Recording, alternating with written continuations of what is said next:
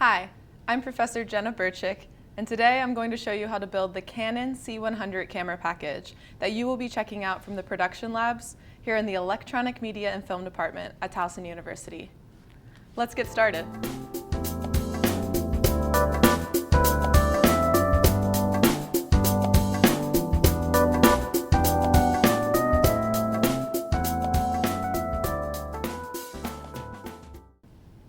All right, so you've made your reservation at the production labs and you're ready to double check your gear before you leave and put everything in your car. You want to open up all three of your cases, and you want to make sure that you have your digital CISO checklist or your laminated checklist in front of you to ensure you have every piece of equipment you need for your Canon C100 package. The first case that you want to open up is your camera bag. It's going to be a backpack that looks just like this, and it will have your camera and your lenses inside. Next, you'll have your tripod, which includes fluid head and tripod plate. And lastly, you will have your accessories bag that will include your batteries, your charger, your monitor, all of the accessories needed to power your Canon C100 camera package. So let's open everything up, make sure everything's charged, and get ready to go. The first thing that you're going to want to do is to open up your tripod so we can build our Canon C100 on top. You'll start from the bottom and work your way up, making sure that all of the spreaders are locked, and then making sure that the levers are locked on the side so the tripod can't slide down while building your camera. It's important to have it at a workable height so you're not straining your back, and it's important to make sure that the tripod is level.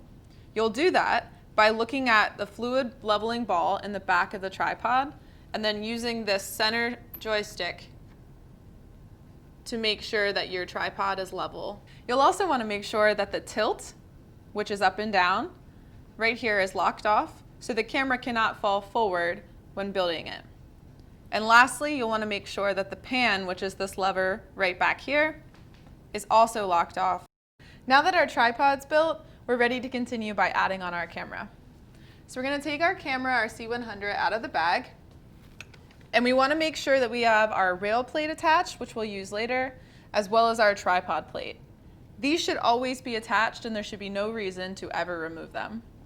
If you feel a slight wiggle, you can use your keys, a multi-tool, or you can use a quarter to make sure that we turn it so it's nice and tight.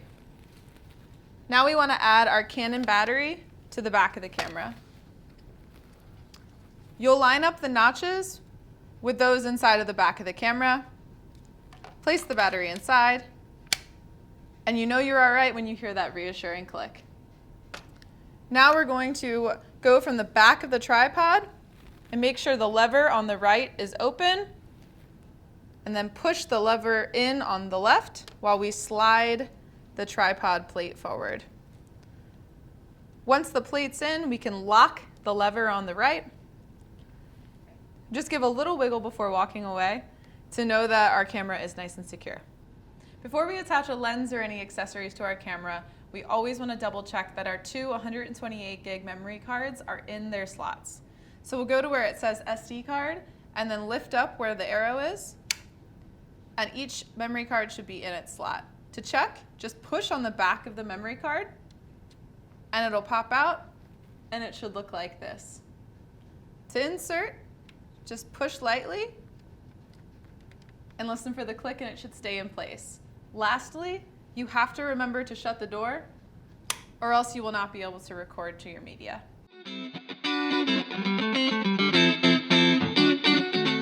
Your first lens is a 24mm lens. This is your wide angle lens. Your next lens is a 35mm lens. This is your normal lens. Your third lens is an 85mm lens. This is your telephoto lens. If you're changing the lens or adding a lens by yourself, you want to make sure that the lens with its front and back cap are close to the camera body with its camera body cap before removing either. This is to try to eliminate as much or limit the amount of exposure time to any particles in the air, so we do not have any dust hitting the inside of our lens or any dust hitting or particles hitting the inside of our sensor. So now we can remove both caps. And to place the lens on the camera, you're looking to line up the red dot here with the red dot here. Once you line them up, you want to twist clockwise until you hear that reassuring click and you know that it's soundly and securely in place. And then we can remove our front cap. It's good to put all of these caps immediately in the bag, the book bag that you took everything out of, so we don't lose them. This is a good point to pause and just check and make sure it's clean using the cloth, the spray, or the rocket ship right here. We have one more piece of equipment in our camera backpack, which is our carry handle. This can be used for handheld shots, to carry the camera from place to place, or to pass it off to your assistant camera person. It's also important because you can stop and start recording, as well as record single system sound through either channel here, and you can monitor on this side. Lastly, it's the only way that you can record reference audio into your camera through these internal microphones here, which are powered through this audio cable. To attach it to the camera, you want to use the cold shoe mount here and attach it on the top of the camera. You're going to slide it from the lens back, and then you're going to push down and turn it clockwise until you feel that it's tight. You do not need to over crank anything on a camera. A little bit more than finger tight or around finger tight is completely sufficient. Now it's attached, but we still need to be able to power it through this audio cable here. What you're going to do is come to the side of the camera where it says EXT and open up that flap and look for the arrow and match it on the cable. Occasionally, it could get a little turned around, so in addition to the arrow, you also want to look for the widest metal notch here. When we attach it to the camera, we only need to directly push forward and insert it until we hear a click, and then to remove it, we pull back on this collar here and pull it straight back. You never need to twist this. There are tiny little threads in here that are incredibly fragile, and if you twist it, you will end up ripping one of the threads, and it will break this component of the camera.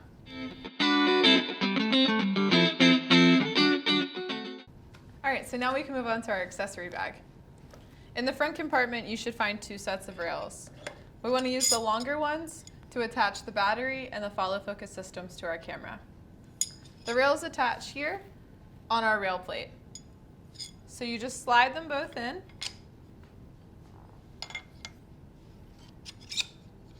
And you want to make sure that there's not a crazy amount of tension. If there is, you may need to loosen this knob right here. We should be able to slide our rails through. And I like to make sure I have room on the front as well as the back of the rails, so I have enough space for our matte box and our follow focus system.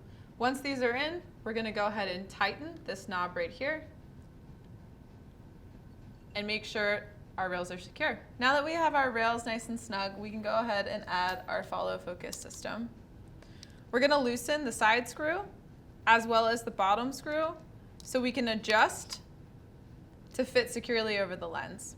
These two components will line up with your rails and should snap down nice and snug. If not, don't worry, just adjust the screw. Maybe you need to open it just a little bit more. And now it's clicked down, we can slide it back into place until this wheel lines up with the focus wheel on the lens, and you can push it in.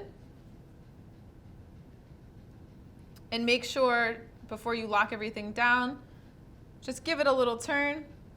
And if it's turning the focus ring on the lens, you know that you can lock down both components. Now we're ready to pull focus.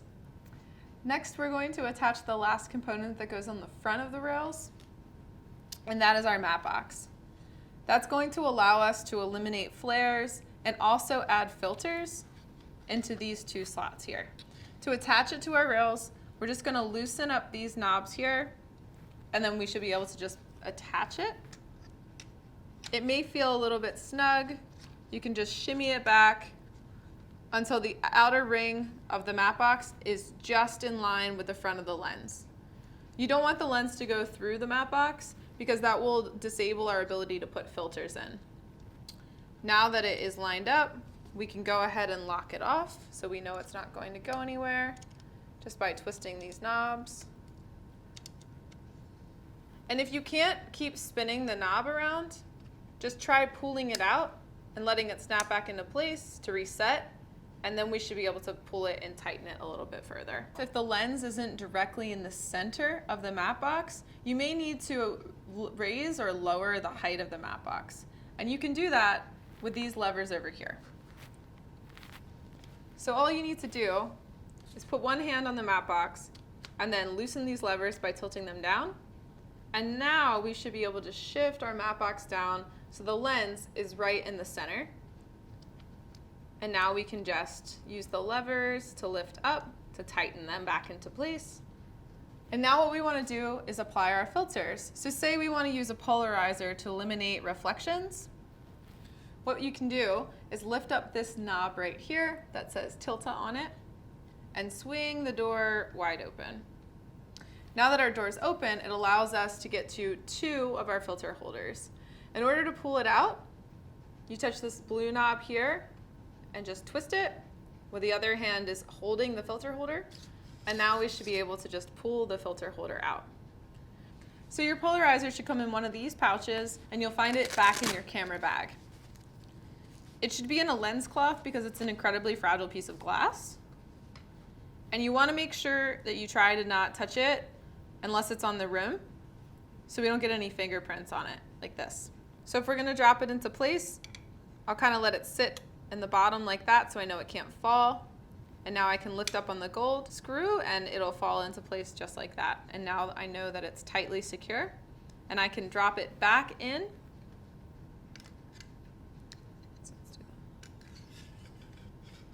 Make sure to not let go of the frame until you felt it kind of fall into place and you've used the blue screw to tighten it. Remember, finger tight. You don't need to over crank it. Give it a little wiggle and you know that it's secure. And now we can just swing the door shut. If you want to adjust the intensity of your polarizer, and using this notch here, you can actually spin it, and that will change the varying degree of how intense your polarizer actually is to eliminate the reflections. Now we can move to the back of the rails and the back of the camera. So we're going to attach our V-mount battery, and by doing so we need to attach our plate. So we'll get those out of our accessory bag. This is what your V-mount battery should look like. You want to make sure it's charged before you attach it to the camera. So you can do so by pressing this button here, and then you should look for 4 green lines that should light up. If only a few light up, it would be worth it to just look for a more charged battery in your kit and go ahead and get this one on a charger right away. You want to set up a charging station as you're building your camera, so you can always have a rotation of charged batteries throughout the day. And now we're going to get out our plate. It will attach to the rails here. And so you want to line up the V with the V. And you'll listen for that reassuring click, just like that. The battery should go underneath of the rails. So we'll loosen these knobs here, and we should be able to just slide it on. And I slide it all the way in until the battery is kind of in line with the rails. And then you can adjust the tilt. I'll show you. See how far down it's tilted? I make it as parallel as possible with this knob here and lock it off. I like to undersling it below the rails, so if I have to open up your little screen, it won't be in the way. You won't be kind of like digging, or to get to the memory card as well. So you want to make sure that it's underneath so you have all of this space here. There are 2 P-tap cables in your kit, one for the monitor and one for the camera. So you want to make sure that the label says camera. And we're going to plug it in to the battery right here. And then we'll take the other ends that looks like this, and we'll plug it into DC in right here. The last thing that we need to have our camera build for the C100 completed is our monitor. So we'll grab our small monitor, and it should come out of a soft case like this. So go ahead and get our small arm out. What I like to do is just loosen both knobs so the entire mechanism is really kind of fluid and loose. And go ahead and take the top thread, top screw and put it into the thread on the top of the camera. Just twisting the silver piece until it's finger tight. We can just let the rest of that kind of drop for a second. Manipulate it out. My thought is to have the monitor here. It's my personal preference. You can put the monitor really wherever you want, but I like to have it kind of just on top of this monitor here. So I'll hold it out so the screw is pointing down because that's where it'll connect to the monitor. And now I can just kind of lightly tighten both of the levers on the small arm just to roughly have it into place. Take my monitor and line up where the thread and the screw should meet. And just spin the silver part. You do not need to spin the monitor. You can hold the monitor in place until you feel like the silver part is finger tight. Now I want to adjust it so there's a little bit of a tilt on it. So I'll just loosen the one lever. Great, so now it's in place, but I need to power it, and then I also need to get signal out from the camera and into the monitor. We're gonna grab our second P-tap cable. So the first one, remember I said should say camera. This one should say monitor, and you know it goes for the monitor. So we'll plug it to DC in on the side, right here. And then go down to our second P-tap spot that's open here. And just let it click in till you hear it. Now it's powered. We can go ahead and turn our camera on, but you won't see any signal yet because we still need to send the signal out from the camera and into the monitor. So in order to do that, we use our HDMI cables. So we'll go into HDMI out on the camera, which is right here. Run it below the battery so all of this kind of stays open. And then plug it into the bottom one.